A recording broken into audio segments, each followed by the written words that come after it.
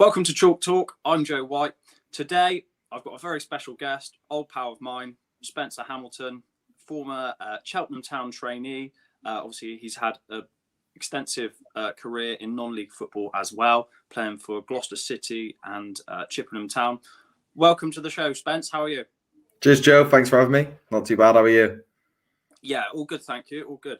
It's quite nice to catch up with you. Obviously, we've not spoke for quite a while, and been wanting to get you on for a while and just chat about your career in non-league football and how it's progressed and stuff. So, a question we'll start with now, I pose to all the guests, is what are your earliest memories of football? God, my earliest memories. Probably when I was around the age of 7, or actually the very earliest memory was when I was 6. And this is actually when I stopped playing football for a little bit. I was 6 years old. I remember it was the first session I went to, and the coach put me in goal. And I remember after the first session, he put me in goal, I absolutely hated it. And I stopped playing for a whole year. And then it was when my parents said to me, you need to do something externally, like whatever it may be. And I was like, okay, I'll try and get back into football. Played centre midfield from the age of probably 7 right up until 12, really. And I just remember like all the old tournaments you play in the summer. Good memory was like the Butlins tournaments, that if you ever did them as a kid, the minor ones. We actually won that. Our team, I was at Cheltenham Saracens as a kid, because obviously you could still play for a club and at Cheltenham. So I was at Cheltenham from when I was 8. So I was playing for Cheltenham Saracens and Cheltenham Town at the time. And that was probably my earliest memories, because I played centre midfield and did well. And obviously probably left Saracens when I think it's 12, 13 you are, when you could only play for one team. And obviously that's when I just stayed with Cheltenham Town after that. So up to 12 or 13, you were able to play for both, were you? Yeah, you could play for both. So I think it's right up until when you leave junior school. So I'm sure that's when you're 11 or 12, and you can still play for both teams. Then that's when you have to, obviously, if you want to go on and play for Cheltenham, you just have to have Cheltenham. So that's when it happened, around that time. But I loved my football when I was younger, especially from that like 5 years, from 8 to 12. We were quite a good team, quite successful, won a lot of tournaments. So it was, that's probably sparked my interest when I was playing when I was younger. Who do you support as a kid then? Big Man United fan, but we don't have to talk too much about Man United at the moment. So when you were growing, how old are you, Spence? So I'm 26. Okay, good age in your prime, 26. So what sort of Man United teams do you have fond memories of then? So my earliest memories was, I was probably still too young, like when we won the Champions League back in '99. I can remember it vaguely, but again, I was only like 4 or 5 or so. I was probably a big fan, and probably it's probably like the Arsenal Invincibles era. Like kind of like 2002 onwards, the 3 to 4. It's what I can remember us kind of just being pipped by Arsenal. Was like my earliest memories, and I think then the time of when Ronaldo first came and in 2003, that kind of was the period, because I can vaguely remember like Beckham just leaving. And then Ronaldo coming in. So that was like the stint I can earliest remember. Then obviously from that point, it was fantastic being a Man United fan. Probably for 5, 6 years after that, we were fantastic. So it's just we're not quite in that heyday at the moment. Yeah. So were you a mercurial vapor or a tough? Yes, I was. Yeah, I had the gold vapors. Can you remember the gold? Oh, you did? What, as a defender? Well, mate, I was centre mid back then. Okay. So I probably, believe it or not, I had a bit more flair back when I was younger. Not so much now. It's more of a head and kick it job. But back then, I had the gold vapors, the red ones as well. I remember the Thierry Henry-esque. Yeah, that's great for a centre midfielder, even. Yeah, I know, mate. I to be fair, back then I could back it up a little bit, so it wasn't too bad. But then after that, I went more down the T90. Remember, like the T90 route. So I kind of went down that route, mate. After that, when I was more box to box rather than a flair player. Brilliant. So your time at Cheltenham then, so then you just played for Cheltenham as opposed to combining it with Cheltenham Saracens, and then you, I believe, up to 16, so they took you on as a scholar, is that right? Yeah, so they took me on as a scholar, because around that time, actually, when I was around 14, 15, I was performing quite well, so I kind of transitioned into a centre-back probably around the age of 14, 15, because I started to develop. I started to get a little bit taller, a little bit more broader than most lads my age at that time. So I kind of transitioned to a centre half and did really well. And at that time, I sparked interest. So I actually went on quite a lot of trials. I went on trial at Everton at the time, Fulham, and Man City. So quite 3 And at that period Wow. as well, it was quite exciting because at that period as well, I think it was around 2008, 2009 time, a little bit onwards when a lot of money was being invested into City. I remember going there and the facilities were amazing. And it was quite unfortunate. I think I went there for 2 weeks, did quite well. And then I was supposed to go back. And it was when I just turned 16. And it was a training game at Cheltenham. And it was only an in-house game. And I remember I volleyed the ball as a clearance and my standing leg just gave in on me.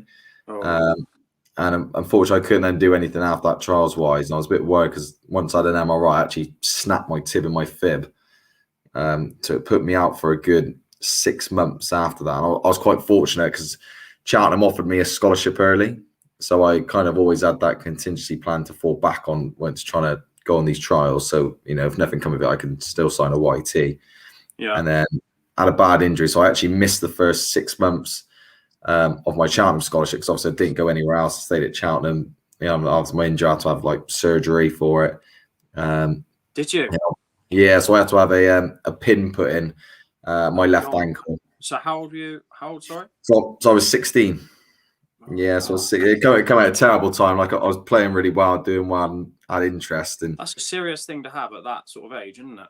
Yeah, and I think at the time when I was told as well, I didn't really realize the extent of it. I think you think, okay, that's not fine. I'll be out for a little period of time, and then once obviously the word surgery came about, you think, okay, it's a little bit more worse for wear than what you think. And yeah, it was quite scary because even at that age, I think when you come back from an injury, and you may have had it, Joe, when you've come back from quite serious, when even running feels odd, let alone when you start kicking a ball again and actually getting back to match fitness. It took me a while because I reckon it stunted maybe my development. I would say looking back on it now, in terms of that injury, I didn't quite probably hit the levels I could have, especially in like your younger age when you want to kick on and develop a little bit. I think it definitely. Why did they have to put a pin in it then at such a young age? Could it not have healed naturally because you were still so young? Yeah, I think it was just the severity of the injury because literally my tib and my fib snapped, and I think it was more of like a displace. So even if it healed naturally, it wouldn't have been right. I think in terms of like the weakness would have always been there. So I think even now I've still got the pin. It's not like a dissolvable one. It's just in terms of range of movement, it's not as much. But it was just something what had to be done, and I didn't mind at the time. But yeah, it did take a good 6 months plus to get back to playing. And I remember my first game back was we went to Amsterdam for pre-season at Cheltenham, and it was brilliant. It was my first game. We played Oldham Athletic, and straight away it was great to be back playing. But yeah, it did take me, I would say, a good maybe 6 to 8 weeks to try and get back. Did it hamper your first year scholar much then? Yeah, so it was because I think the injury happened maybe it was like early Jan, I think it was. So, and they'd already offered me an early YT anyway. So I obviously missed that whole period after the end of the season, after when I was 16.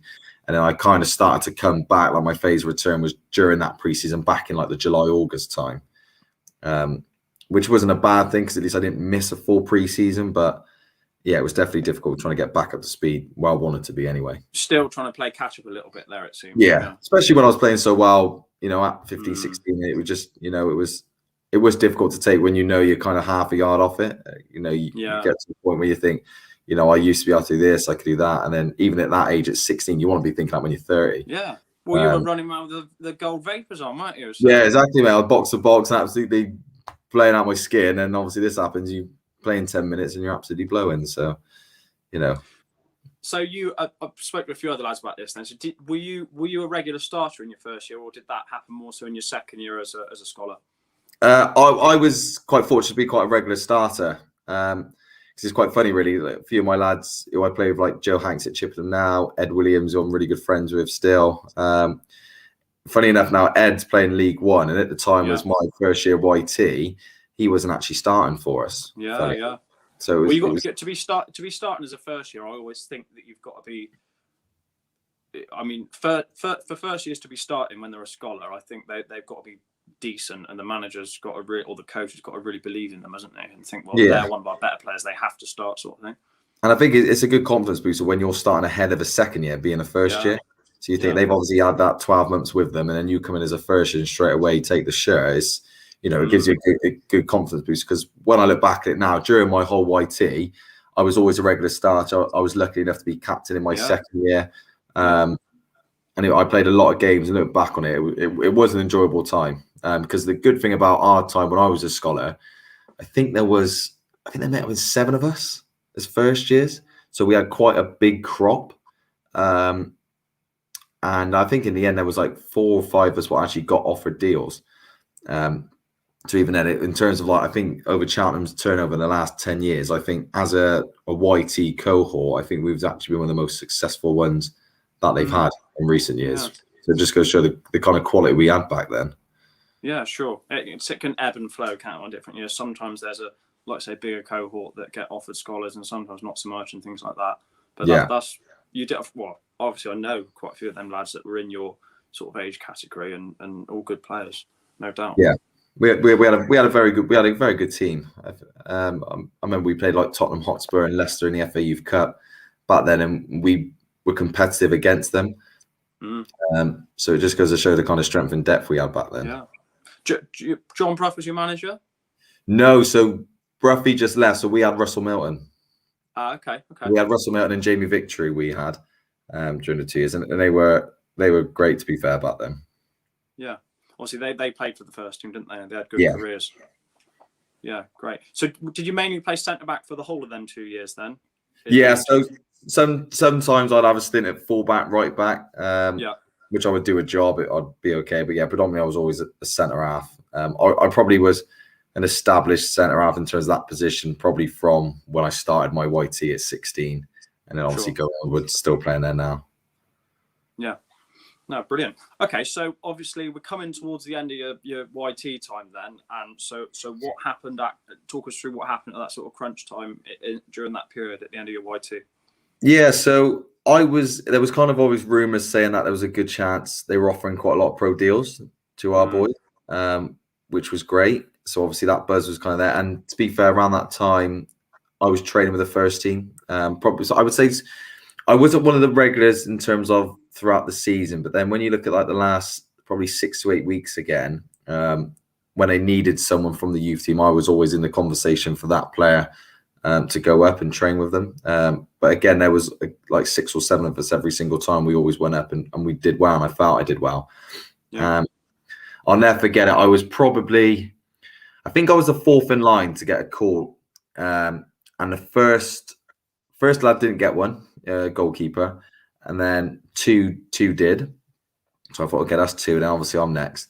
And I've gone in at the time. It was Mark Yates was the manager. And speaking with him, he said, I've done well, etc. And then I'll never forget it. He said to me, but you're just going to miss out. We're not going to offer you anything. And I was like, okay. And the reason he said is he felt I was, again, too young, and this next step up would be difficult as a centre half. And then he goes, I just don't think you'd be quite ready. But and I say to lads now, because I obviously coach the lads who are 16 to 18, you're not going to be ready at 18 as a centre half, unless obviously you're a world class player, or in terms of that concept, you're a very good player. A lot of players develop at later stages, and I think it was a bit of a cop out. And I think the one thing what Cheltenham got better now, which they didn't back then, they didn't really have a 23s or a development. And I think looking back at them, if they had that kind of route and system, I would have did a lot better. Yeah. But then looking back on it, I'm proud that at 18, I then went and played Conference North football, which not many 18-year-old did. And still don't really see that often now, to be fair. But yeah, so when you were that age, were you as tall as you are now? Or? Yeah, so I was 6, because that was another thing. He just said I wasn't ready, but I thought I was taller than one of their centre halves who plays regularly anyway. It was and probably quicker than him and stronger than him. Yeah, so it wasn't really that. I just think it was a fact that they felt they may have been recruited elsewhere. I wanted someone more experienced. They just thought it might be an easy cop out, which and to be fair, his last words were try and prove me wrong. And I think I've had a good stint in non-league anyway. Sure. So far, anyway. Yeah.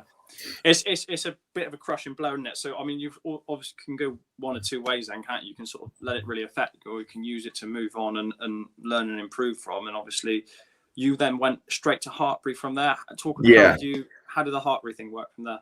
Yeah, because it was funny, really, because you know what it's like when you're 16 to 18, especially when you do, man. You don't think life after football sometimes, and I was one of those people who was a bit naive and fell into that category. And I never once considered university as an option. Never once cropped into my head at all. And it was, I can remember it now. It was Mark Richards at the time. She was actually went on to be Gloucester's assistant and manager for me. He was working at Heartbreak in the football program, and he come, and us lads used to do our education at Heartbreak in the classrooms. Yeah. And he had us in for a talk, and he just said, this is Heartbreak. This is our program. This is what we do on a Monday, a Tuesday, fixtures on a Wednesday, train on a Friday. And him opening up and saying it was like a 4-time football program, and you get education on the side of it. And at that time, I thought, okay, I'm still playing football. Education is a bonus, something to fall back on. I would love to do it. And that was the first time it sparked my interest, just because I didn't want to fall out of that full-time regime with football. Because I felt like I had a bit more to prove and give, especially in terms of my development. I wanted to kind of stay in that environment. Mm-hmm. And it was just fantastic that opportunity arose with Heartbreak, and Rick was speaking to us, being able to go there, study, and especially in the field, because all through school I loved PE. And I was quite lucky enough.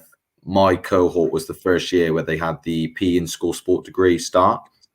Because I think looking back on now, if they just did sports coaching or sports performance, I don't know if I would have been as keen to stay and study. But the fact they had a PE degree, and it kind of sparked my interest, and I thought, okay, I can study to potentially go into teaching and obviously still play. I just thought it was too good of an opportunity to kind of say no and not do. Yeah, definitely. My degree was in sport performance. I think, to be fair, a lot of the modules, you probably realise after 2 or 3 years, a lot of the modules cross over. So sometimes, but it's only with hindsight you can understand that, isn't it? Sometimes with hindsight, often doesn't necessarily matter what particular degree you do in sport, does it? Because a lot of them do cross over. But so talk to us about then you signed for Gloucester simultaneously, is that right? Yeah, so I knew of Tim Harris, who at the time was the Gloucester manager. So funny enough, he was my dad's coach many moons ago. So Cinderford had a very famous FA Cup run back in the day when it got to like the third round. Your dad was a player then? I didn't know that. Yeah, so my dad played. So my dad played for Cinderford. My dad played for Forest Green. So my dad was like, he was centre midfield. Right, so he was more, on. Not quite vapors, mate. He was more copers and smashing people, my dad, the way what people used to say how he was. So similar to me, I suppose. But it was funny enough. So I knew Tim. So my dad kind of spoke with Tim, as like, "Look, my son's just been released. Is it okay if he comes training for you guys?" He's like, "Yeah, no worries." And come. And lucky enough for me, I did quite well. And I remember we trained at Heartbreak at the time, and he spoke with me. And I remember he pulled me in a canteen in pre-season. And I thought he might have just said, "Like, thanks, you done well, but this is it. Like, go and play obviously non-league and get games." And he said to me, "You've done really well." He said, "We haven't got a big budget. We can offer you," at the time he said that we can offer you £100 a week, and then obviously you can play, you be involved, might be on the bench, or we'll try and get you involved. If not, we might put you on loan. And at that time I was over the moon, because I think as a YT, I think we got 80 quid, I think it was a week. So it was so he was offering me more money than what I was as a YT. And obviously then I was then going on to Heartbreak to study. So I thought I could have a student loan, I could do well, and I still got a bit of money on the side. So I thought, brilliant. And so he offered me a deal. I said, yeah, great. And then obviously wasn't playing. That's when I then went on loan to Cinderford quite early on, and had a good stint there for about three or so months it was. And where did you play, fullback there or centre back when you went to Cinderford? I was centre back, yeah. So I remember it was funny. I started the first game. My debut was Bradford Park Avenue at Wadham Road, because that's when we played, and we drew 3-3. Played the first couple of games, and then I got sent off. I remember it got rescinded. I got a straight red, and it got rescinded. But the lad, I can't remember who went play centre half, but he then came in obviously as it was going, and we appealed it, and he did well. So obviously I then went out of the team for that time period, and that's when I went on loan, because obviously Tim was very. Because looking back on it, I probably played, especially my first year, 18. and even when I was 19 to an extent, I reckon I may have only played 40 games across 2 seasons, and that's including like the cups. And he was very good at still keeping you invested and interested in the project and not getting frustrated. And it's coming. There was never a time when, as a player, I moan, because you might see it now when players might throw their toys out the pram if they get dropped for one game, for example. But he was a very good man manager in that sense, that he's very good at keeping everyone happy. And there was never an issue with that. You do need a bit of patience sometimes in that scenario as a young lad, don't you? Because when you're sort of maybe coming in and out of teams, when you're first adjusting to men's football and stuff, sometimes like some young lads now, and some of them I feel could do with a little bit more patience in the sense that, you're maybe not going to start every game. There will be times when you're on the bench, and there will be times when you're on the bench and perhaps might not get any minutes and might not even get on, but you need to still show that good attitude, don't you, and stick with it. Yeah, and I think a big thing for, like, I'm doing my coaching now and learning, a lot of it's just communicating with them, and being constantly speaking to them and them understanding the situation, rather than just making a decision quite abrupt and then not I say walking past it first and actually speaking to them, because you're the one who makes the decision, but just them understanding the environment you're trying to build and develop, so they can understand the process of how things work. Because they'll look back and say 5-6 years and how they were treated and think, okay, I kind of get where my coach was coming from in that aspect. But like I said, it only comes from, I think, through educating them. Yeah, definitely. No, good stuff. So you, when at Heartbreak, did you, in your first year then, were you playing much of the uni team? Or... Yeah, so this is when, again, I was quite lucky because I was 18. I was still eligible for the junior program. Right. Rico at the time was good. So when I was involved with the uni team, it was with the first team, which again, it doesn't happen too often, especially as you see it now as a centre half, you actually go straight into the ones. So I remember it was like me, Matty Williams, who obviously a good friend of ours, and Jordan Nakunda at the time. So they were like the 3 centre halves for our first team. That's 3 good centre halves, that is. Yeah, so I was kind of like in and out, but like when our under-19s team at the time had an important game or fixture, I would prioritise them rather than the ones, because I wasn't necessarily needed because of the depth we had within the first team, which I fully understood. And we had a great year that year. Thoroughly enjoyed it because it was me, my good friend Ryan Shaw, Elliot Keatley, Sol Wheatley, Nathan Summers, Harvey Rivers. So there was about 5 or 6 of us who were all eligible for our uni team but played for 19s. Yeah. So we had a very strong squad. Went on to win our league. We got to the final. We lost on penalties, which was quite frustrating, but it happened. So we had a very good, enjoyable first year at Heartbreak, playing for the 19s, and I was quite lucky enough because my first year, our Bucks team, we won the Bucks finals, where I was in the squad. I was on the bench, didn't come on, but it was a good experience to be involved in that environment, and it kind of just then, drove me on in terms of my interest to try and be successful at my stint while I was at Heartbreak. Yeah, definitely. So you correct me if I'm wrong, I feel like a lot of young lads who get released probably find the physical aspect of non-league football quite hard, but I've always, if anyone spoke to me about you, the first thing I always say is he's strong, he's quick, and those are like your really dominant attributes. And would it be fair to say that you probably adjusted better to non-league football than maybe some other lads because you had such strong physical attributes that you could offer? I think so. I think the thing I found funny, I've even going on loan at 18, not that I felt comfortable, but I felt accustomed to the style of play because like you said, a lot of my attributes, tackling, heading, kicking, essentially, when you refer to non-league, that's like the fundamental basics, like the cliches. So I would say to, say like a forward player, or a wide player, or a centre midfielder, but that physicality might be a little bit more difficult. It kind of come a little bit more naturally to me because it suited my game and the way I played. So I definitely think it helped me, and it helped me develop maybe a little bit quicker than some of the lads who were my age. But yeah, looking back at it, kind of like fell into my hands to, I can make a good career out of this, because in terms of the attributes that I possess, you know, it helped in that the style of football what non-league is. Because probably some young defenders, whether they're playing at centre back, and I know you've played a little bit of fullback as well in men's football, they'll probably be like, oh God, I'm up against a quick striker today, or I'm up against a strong striker, or oh God, the winger's quick today. But I wouldn't feel that someone like you goes into a game thinking, well, he's going to outpace me today, or he's going to outstrength me.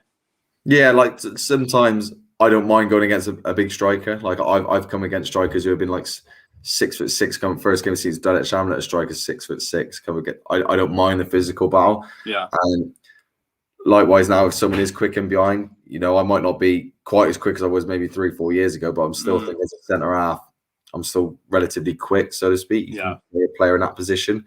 So I don't mind either or. I think the hardest strikers to come against is a striker who's kind of that in between you do both. I think that's probably the most difficult, because sometimes you think they're going to pin you, then they don't end up spinning in behind and rolling you, or likewise they do potentially do win flick-ons. I think that in between striker is quite good at both assets is probably the biggest challenge I find when playing now. Rather than if it is just one or the other, you can kind of prepare yourself positionally and mentally from who you're going to be more predictable. Yeah, definitely. Yeah. Okay, great. So obviously, in terms of Gloucester, then you had a good. Was it 6 years you were at Gloucester in total? 6 years, yeah, just shy of 6 years. So I left it 2 seasons ago. So I remember I got Player of the Year in 18-19, supporters player. So it was funny really, because I think we may have come like 16th, 17th. So we didn't have a fantastic year, but I think defensively record we were very strong. We just struggled that year to put the ball in the back of net, and like you know, if you're not going to do that, you're not going to win too many games. Yeah. So I had a very good year that year. And then the following year was a difficult year because it was like a transitional period where our manager got left by mutual consent, essentially. So we had managers coming in and out, and we had one manager coming who kind of, you know, tore the book up and kind of had his own ideas, like, you know, and that's fine what some managers have. But a lot of my friends and peers who I played with got released and left. And it was only like me and one other for our whole team, because we had quite a good foundation for probably 2-3 years of like a good core squad. Sure. And when a lot of them left and the manager kind of put his own style, it just kind of took away like the family, I would say the family nature of the club at the time, what we had, which I think was quite a strong aspect. And I just didn't feel comfortable staying there. So at the time I was 24, and I think a big thing now, I would say, to any footballer or aspiring young lad, and even now when you're old and playing, you have to be enjoying your football. Because if you're not enjoying it, there's no point of you putting yourself through something where you're not happy. So that was the main reason why I decided to leave. And the manager, I had a very good relationship at Gloucester. He was actually then took over at Chippenham. So that was how the Gloucester and transitional period for me going to Chippenham happened. Yeah. So how many managers did you have in your entire time at Gloucester then over them 6 years? Oh, so Timmy Harris was the first one. Yeah. Then it was Rico. Yeah. And then from Rico, it was a guy called Chris Todd, which was a difficult period at that time because, again, he got rid of some friends, and I think we went like 17 games without a win. That was red zone, green zone stuff, wasn't it? Yeah, which was a different way of playing, so to speak, and training aspects. But again, I haven't got a bad word to say about him because I got on well with him, and you know, do you just want to elaborate on that? I'd be interested just on some of the things about his implementation of how he wanted the team to try and play. Yeah, so he would put like the pitch in the changing room, so it'd be like a cutout on a pitch, and he would do zones of the pitch, and he would essentially have like a red zone where he would say categorically, we don't play in the red zone. We do not play in that red zone. If the ball's in the red zone, you need to get out of the red zone. And then he would put green zones. It might be like the middle third of the pitch, and then like the center of the top half of the pitch, green. This is where you play your football, blah, blah, blah. And you know what it's like. So a manager might be trying to get that point across. You come to a game and you just think, you're not going to be thinking red zone, green zone when you're playing, are you? Let's be brutally honest. It was a method I don't think essentially worked because obviously we didn't get results. And it was just, I think a lot of the lads weren't accustomed to or understood, because I know a lot of lads may not have said at the time, but were baffled by some certain principles. And it was something I haven't come across since. So it's something I haven't used. So I doubt he even uses it himself now. I think probably in reflection, looking back at it. But I suppose probably fundamentally what he's trying to get at is basically don't try and do a Cruyff on the edge of your own box, which is sort of, sometimes you need a bit of common sense as a player to, don't play when you can play. And sometimes if you need to get it into a good area, if you're under pressure, that was probably what he was trying to get towards, wasn't it? Yeah, I think you just got to go back to basics. And you're thinking you're a defensive third and you're being pressed high. Okay, you're not going to be playing because obviously they're looking to nick it. That's when you might turn it and go in behind. If you're playing up the pitch, that's when you might be trying to find people in the pockets and the holes, and that's when you might want to play and express yourselves. But I think you're just trying to do a method to try and hide over the way of actually saying it, and sometimes it was just a little bit of mixed messages for lads, so it was kind of difficult to understand. So after him, then. Yeah, so after Chris Todd, it was then Mike Cook. So that's when, because Cook, he did a great job when he first came in, because I think we were obviously didn't win in 17. We were in a relegation battle. He come in and, we went on a run of games, picked up results and did well and stayed up that year. And then he stayed for then another year. And then that's when he left by mutual consent. And then the last one was then James Rowe, who's the current manager of Chesterfield at the moment, who were doing quite well. He was again very, very regimented in what he wanted to do in terms of his practices. So it was either like his way or no way. And he was his sessions were very technically detailed and good. So I would say if you had like a Timmy Harris demeanor man manager compared to like a James Rowe tactician, you would probably have a perfect blend of a manager. But I just think the way he spoke with players and treated players at the time, he ended up losing respect for a lot of players. And it just didn't work out for him in the end of his stint when he was at Gloucester, especially at my time when I was there. Yeah, sure. Okay, great. So that sort of sums up your Gloucester period. So obviously that was the other thing I was going to say. In terms of you played in Conference South and North with Gloucester. Yeah, played in both. Yeah, played in both. Differences? Well, it's funny really because people always used to say they play more football in the South. Yeah. They always used to say, and then. But do they? In reflection, I don't think they do. I just think you're always going to have maybe 6 or 7 teams in both who are decent, might have a bigger budget, and they do play and they're good at it. And then the rest who do just literally get it from centre half and bosh it and work off second balls, like at any kind of non-league level. So I would say there's probably bigger clubs in the North in terms of like stadiums capacities and what they hold, and clubs in general. There might be the odd couple of clubs bigger. But in terms of actual quality, I don't think there's much in it at all, if any, really. No, that's quite refreshing. That's quite honest of you. I think some people are trying to tell you one league's better than the other, aren't they? But they've obviously both got pros and cons, and open-minded of you to sort of you've done it and you realise that. Yeah, I think if I look back at the times, I would say I've performed better in the South, maybe. And I don't know what I couldn't tell you why if I look back on reflection, like season by season. But yeah, I wouldn't say there's like, I wouldn't say oh you play in the South, like it's not as good as like I definitely wouldn't say that at all. I would say in terms of level playing field, it's pretty much the same. I would say. Yeah. No, that's good. So you played obviously over 100 appearances for Gloucester, wasn't it? Yeah. Was it 140? 100, yeah, it was. They always have it down now, but I think it was slightly more than that. I think it was around like the 150 plus mark. But yeah, in terms of that career stint, I had a good stint at Gloucester because, like I said, I was there, I would say, at a young age and relatively young when I left. I was only 24 when I left. So I had a good amount of non-league games behind me at Gloucester and a great time there. And mainly at centre-back towards the end? Yeah, mainly at centre. I'd probably, out of those appearances, maybe 20 of them might have been at full-back, at right-back, or even left-back at times when they're filling in, had to do a job. But, yeah, predominantly all at centre-half. What do you find easier or more comfortable, centre-back or full-back? Centre-half. Yeah. I feel I'm more suited as a centre-half. I think if you look to like the modern-day full-back as well, you've got the fit as a fiddle, up and down, and obviously have that blend of good quality and good delivery. And I just think in terms of my attributes and assets now, especially as I've got older, I feel I'm an out centre half. Like I could do a job at full back if we were going to be playing a team who boshes it, and it's just going to be defending majority of the game. But if you're going to have a lot of the ball and we're going to be up and down, I'd much rather not too many overlaps from you then. No, I'd rather be in the middle of the pitch and just talking to people rather than going up and down. Yeah.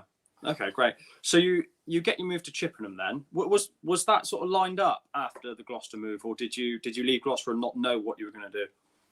Yeah, so it wasn't lined up. I knew they were interested because I knew the Yeah. analysts at the time, but it wasn't like, oh, I'm going there. Because at that time, I was contacted by Kidderminster to speak to them. Russ Penn was manager at the time. I was contacted by Paul, who was the Leamington manager.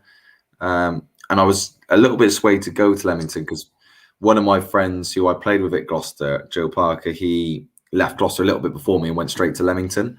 So I knew if I was going to Leamington, I would have a friend there as well. In terms of like car shares, a big thing in non-league.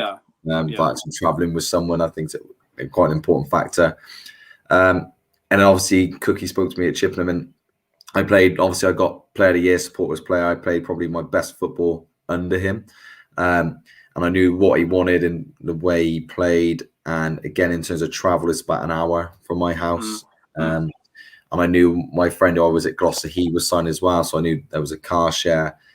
And he kind of just sold me like, this is like a 2-3 year plan we want to do and look to achieve. And it was, it was a project I was interested in, and still now quite invested in. And I have enjoyed my time at Chippenham so far.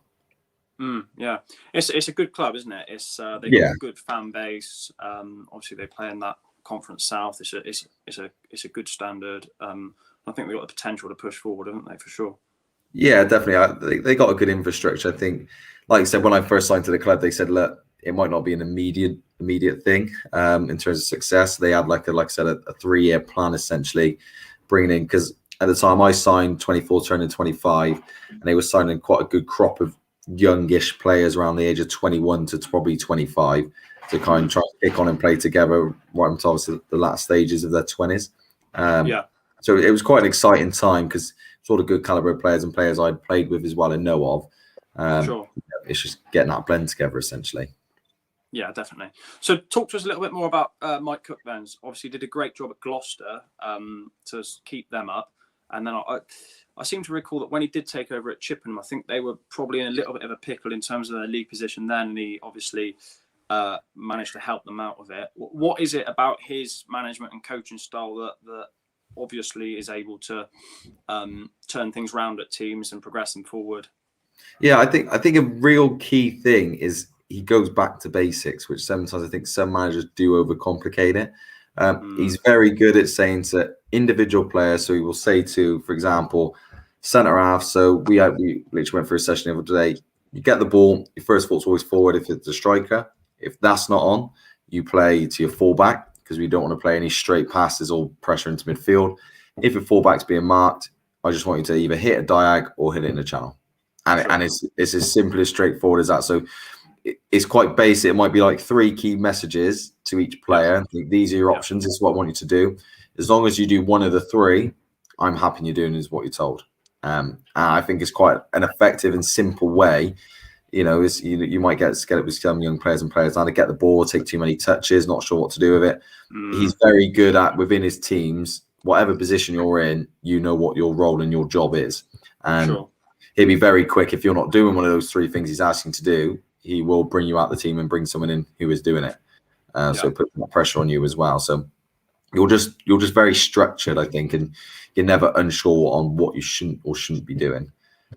This is why I quite like, because he's very straightforward to the point, and then as a player, I'm not knowing that. So if you do get dropped or if you are at the team, you essentially know why, because you're essentially just not doing what you're asked.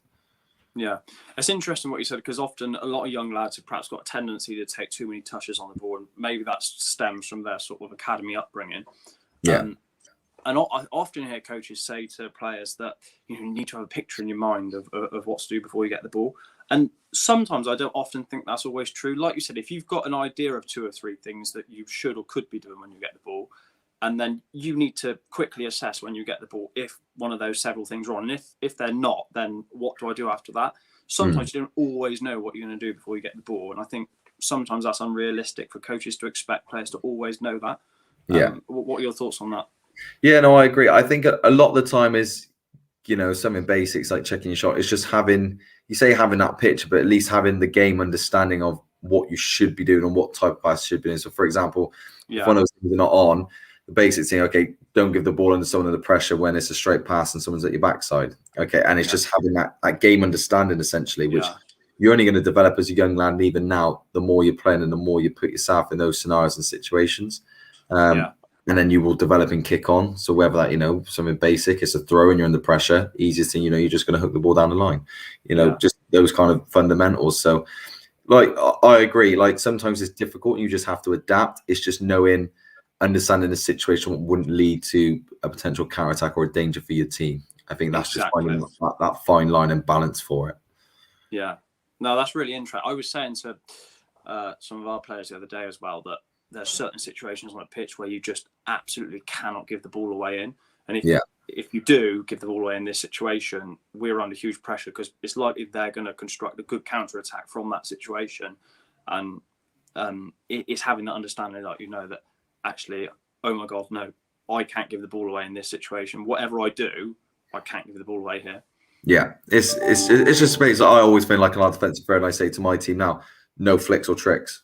Because again, anything in their final third, I said, fill your boots, go and express yourself. So essentially, I don't care what you do as forward players, as long as you enjoy yourself and you have a half decent end product and it results in something trying to be positive. As long as they're being positive, I'm happy.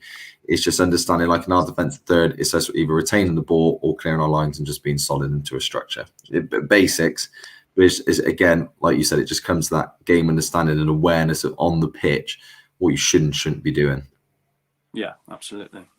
Good stuff. And so just ending on Mike Cook, then obviously you've got a good relationship with him. Is there anything else that he does that are maybe slightly different to other managers? Some of my sources tell me that he will, he's quite theoretical, and you might actually do a session that's not necessarily on the grass in like the classroom, so to speak. Yeah, he's very much, he tests you a lot in terms of your mental character. So there might be certain scenarios or like sessions where you might be thinking, what is he doing? Why are we doing this? What is the point of this? But sometimes it's like a test to see how we react.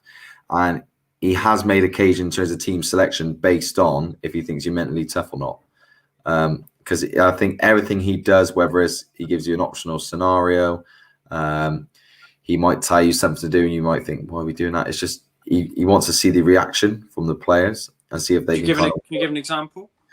So there might be certain sessions where we might not touch a ball for, say, 25 minutes.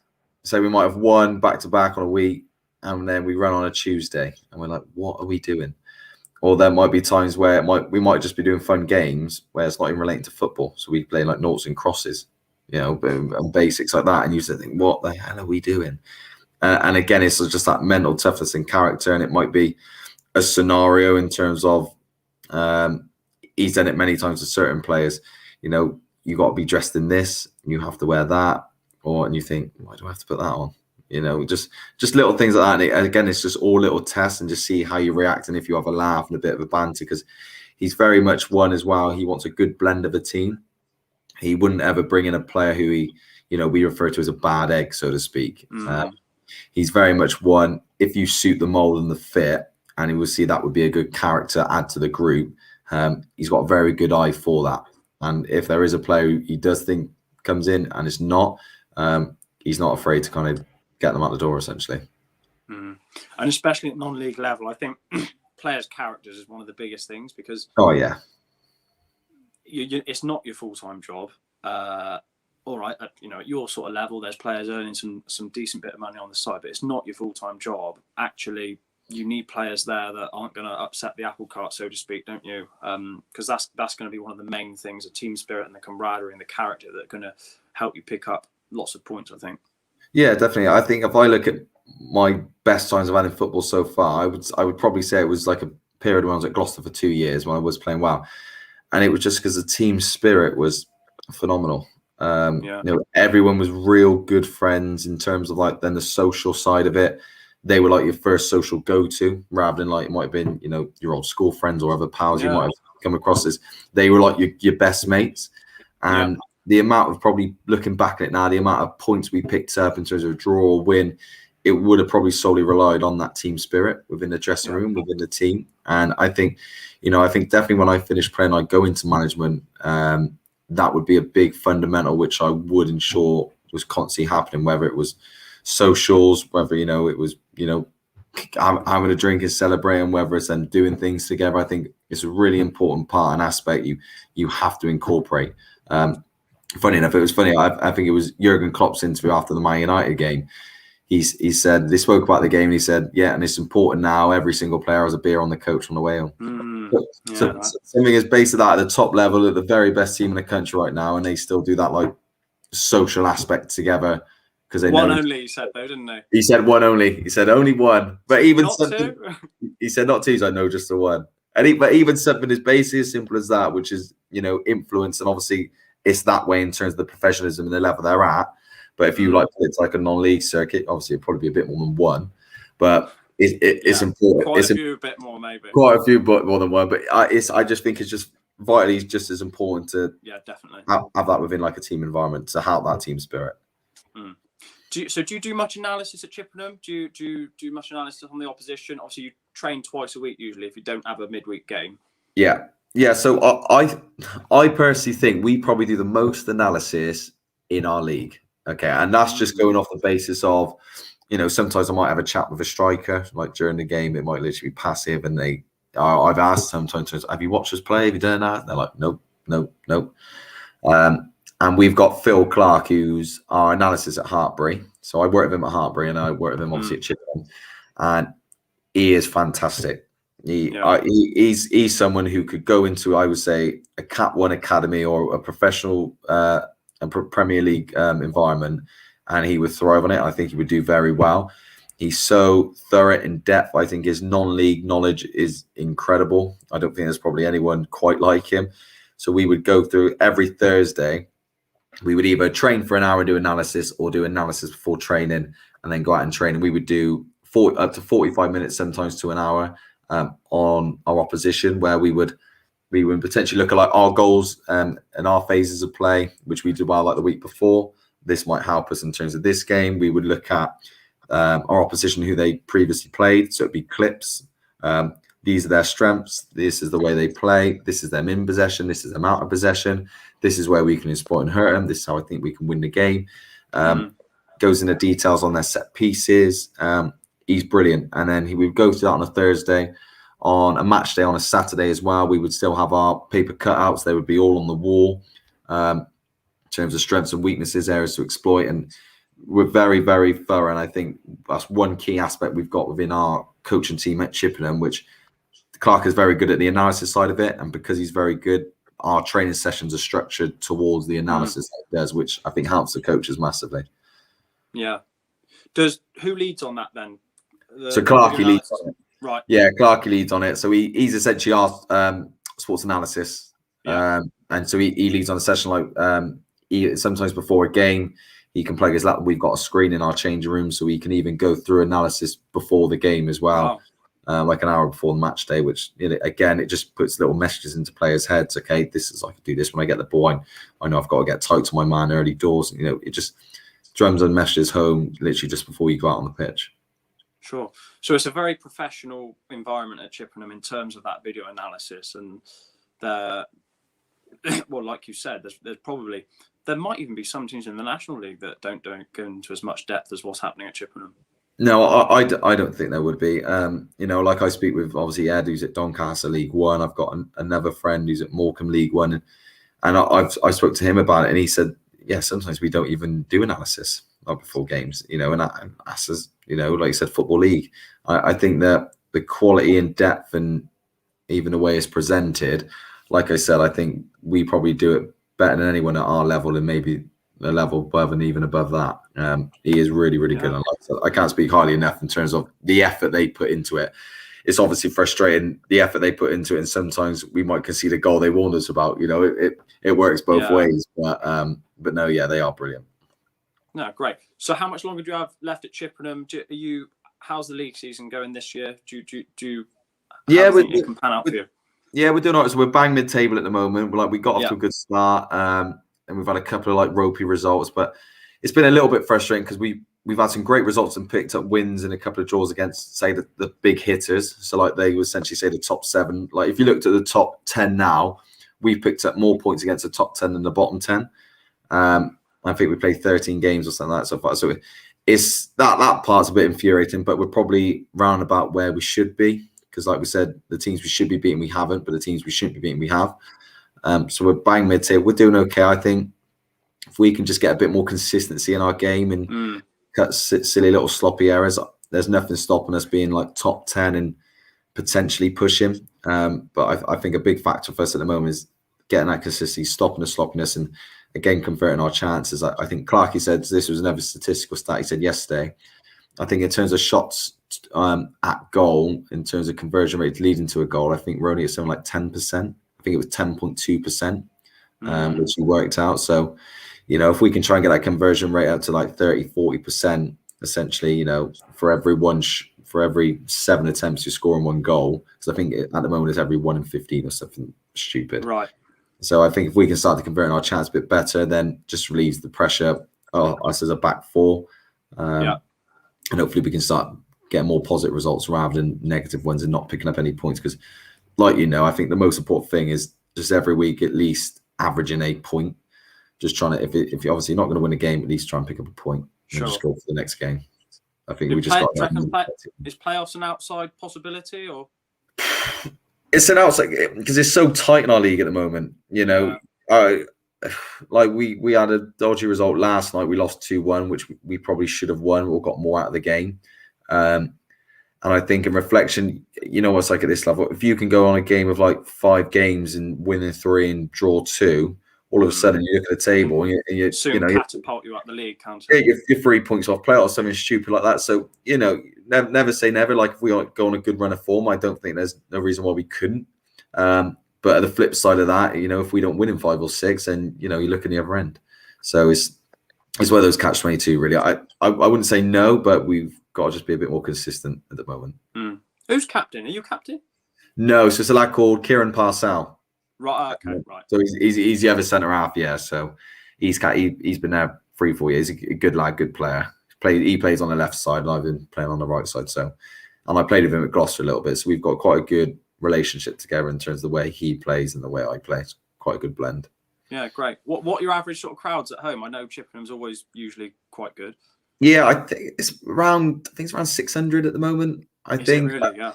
Yeah, so I think it used to be a little bit more, but obviously since COVID struck and things like that, I think fans were a bit more reluctant in terms of coming out. So they would all come at once. Then essentially, you know, what's like you won bad result, 150 and 2 of them just rather stay in, which, you know, each their own. But yeah, they got quite a good following, and it's great. Like we played away at Eastbourne last week and got a good 0-0 point, and we had I think it's probably about 50 to 100 travelling. Which even at that level, I think when it's over 3, it's fantastic. When it's over 3 hours away, you think fair play, bringing out your whole Saturday day to come and watch us play. Yeah. So they do have, you know, like any club, they do have the good old diehard fans, but they are a good crop. And they're always positive. They're vocal, aren't they, as well? They are vocal. Good noise. Make good noise, try to sing songs, and like, you know, it's fantastic since crowds being back. Is, you know, you forgot that feeling and what it was like, and it is brilliant. It is brilliant. Yeah, no, brilliant, good stuff. So we obviously spoke extensively about your sort of non-league football career, and you've mainly played at National League South and North level, which not really done too much Southern League. So credit to you. I think you're a really strong defender, and obviously we've known each other for a little while, and I think you've had a real solid career, and will continue to do so at that level for years to come. Do you have any aspirations to try and go higher, or what? Obviously, life circumstances with work and things. Yeah, like I said, now, like I'm very fortunate. I've got in a position where, you know, I've got a good gig at Chippenham in terms of, you know, like part time, and you know, and in terms of my work, you know, if I was to say go a step higher, it would have to be like a 2-year plus deal to make it worth my while. It's like leave my job and, you know, leave what I earn part time. It's just probably not realistic, and it probably just wouldn't factor out working. But, you know, never know. If a big opportunity comes, you know, never say never. But I think at the current level I'm at now, and in terms of I'm happy with my work, is I'm in a very good place in terms of the environment of what I'm in. Yeah. How is work? Are you enjoying work at the moment? Yeah, loving it. So obviously I teach within the college at Heartbreak. I got a very good team with me. There's like 4 or 5 of us all working together, and it's fantastic teaching on the BTEC level 3, and I teach level 2s as well. And then at the same time, I coach our Bucks team in the university, so I help out within like our 1s, 2s, and 3s, and also obviously within my teaching within the college, I've been helping out with, obviously, like I said, the junior 1s team for our college. So it's brilliant. I enjoy, again, obviously football environment constantly, which suits me down to a T. So it's just it's a good way to help and develop in terms of my future practice. Like I said, I've got my teaching to fall back on. I'm going to go into coaching eventually when I finish playing. So it just, everything just bows down and suits me essentially, and it's a good way to like I say, continue and develop. Yeah, great. Would you say as you get older, well, I found this, you don't have to agree with me, but as you get older, you start thinking about the game more, don't you? And like what you think went well, what could we have improved on, how would I do that? Obviously, coaching moving forward, you say you'd like to go into. Have you done any of your coaching badges? Yeah, so then I'm going on to my B in March. So I will get on to my for B in March and hopefully complete that, obviously, however long it'll take. Because I had to put it on hold because of COVID, which was a little bit frustrating. But again, I think you analyze everything more. I think the older you get, and like I said, you think, okay, why did that certain situation happen? What led to it? Okay, what did we do? Was it the opposition? Like you said, you think a lot more, and obviously on the pitch, it helps you in terms of like positional sense and your decision making. And like you rightly said, I think the more you get, like the older you get, and that's because you've got more games behind you, and more of those examples have happened, and you've experienced them. And I think that's why, I'm not a big advocate like when people say, oh, they haven't played the game. I don't think you have to play the game at times to be an effective coach, but there'd be certain scenarios which you can relate to more if you have played the game and understand it. Yeah, definitely. Brilliant. Well, it's been great having you on. Thanks for coming on, Spence. And it's been really good to have you. I have to try and get you on again in the future. I just want to wish you all the best with your remaining time that you have at Chippenham. Hopefully that's long and prosperous for you. And like I said, I think you've got all the attributes to, well, obviously you've comfortably played that level now for a long period of time, but the attributes that you possess in terms of your physicality and being a defender, I think you could play higher than that. Obviously your circumstances will dictate how that does pan out for you. But yeah, it's been great talking to you, mate. And thanks very much for coming on. So yeah, all good. Yeah, thanks for having me, mate. Yeah, happy to come on again as well. Yeah, brilliant. Thanks very much. Well, you've been listening to Chalk Talk. Please subscribe and like if you've been watching this video and you've hung around for this long. And we'll be back very soon for a brand new episode. See you next time, guys.